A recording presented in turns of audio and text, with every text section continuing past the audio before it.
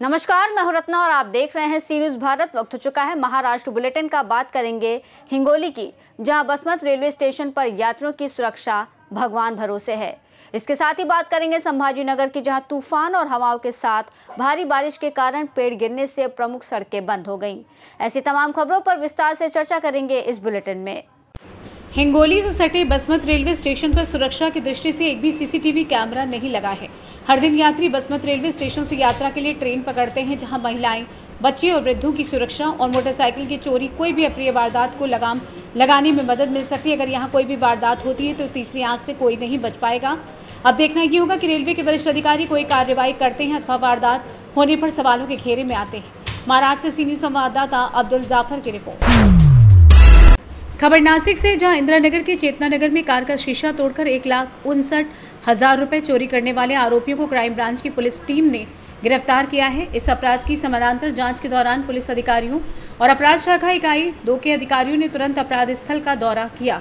उस वक्त CCTV footage में होंडा यूनिकॉर्न मोटरसाइकिल पर सवार 2 लोग शिकायतकर्ता का पीछा करते, वाहन की खिड़की तोड़ते हुए पैसे लूटते और भागते हुए दिखाई दिए।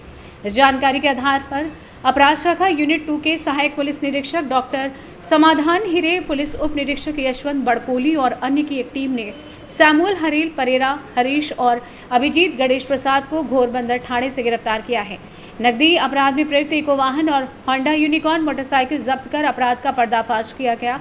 वहीं पुलिस आयुक्त संदीप कार्णिक के मार्गदर्शन में पुलिस उपायुक्त प्रशांत बच्छाव, सहायक पुलिस आयुक्त Sandeep Mitke, crime branch unit 2 के सहायक पुलिस निरीक्षक हेमंत तोडकर आदि ने इस उपलब्धि को सफलतापूर्वक पूरा किया। नासिक से सी न्यूज़ संवाददाता प्रकाश खैरे की रिपोर्ट। खबर संभाजीनगर से, जहां कन्नड़ तालुका के पिशोर में कुछ दिन पहले हुए झगड़े के गुस्से में एक व्यक्ति की सीने में धारदार हथियार से वार कर हत्या कर दी गई थी। मारे गए व्यक्ति की पहचान शेख शकील शेख जमील के रूप में हुई है, जबकि संदिग्ध आरोपी की पहचान अलीम कलीम पठान के रूप में हुई है। जानकारी के मुताबिक शकील शेख एक कंस्ट्रक्शन वर्कर है। संदिग्ध आरोपी अलीम पठान का मृतक शकील शेख के साथ पिछले 7 महीने पहले मामूली बात पर विवाद हुआ था। उस वक्त करीबियों ने आरोप लगाया था कि पुलिस में शिकायत दर्ज कराए बिना ही उन्हें वापस भेज दिया गया।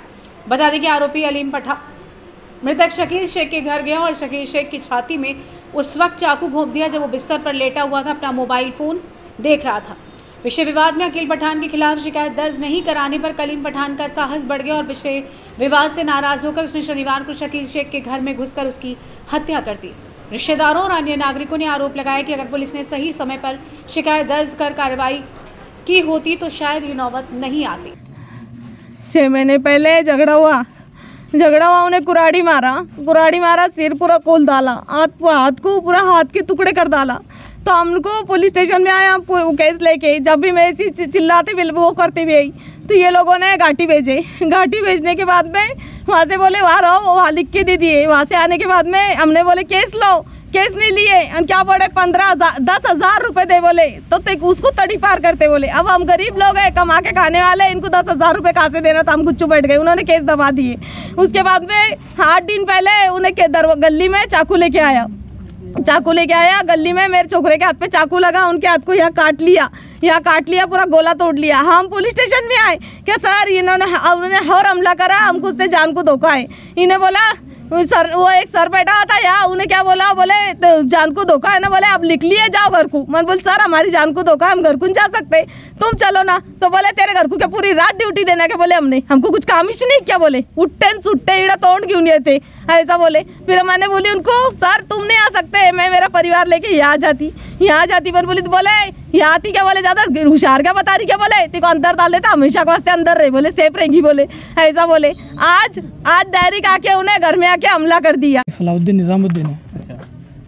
ये मसला तकरीबन 8वें महीने से चल रहा था, 2024, जब पहला केस हमने दर्ज कराया, जिसकी नोंदनी पुलिस स्टेशन में भी है। अच्छा। 30 तारीख अंदाज़न 30 तारीख 8वां महीना, जिसमें इन्होंने इसको हिरासत में भी लिए थे और ये ज़मानत लेकर चले गया था।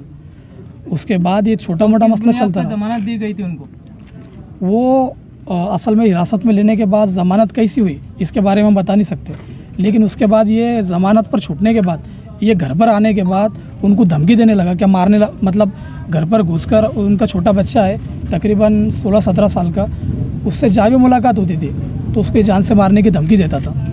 और ये आपका आज जो इंतकाल हुआ है, इनका नाम पूरा बता सकते हैं आप? शेख शकील जमील। अच्छा, ये रहने वाले कहाँ के? रहने वाले पिशोर की है। अच्छा, इनका कारोबार किस चीज़ का था?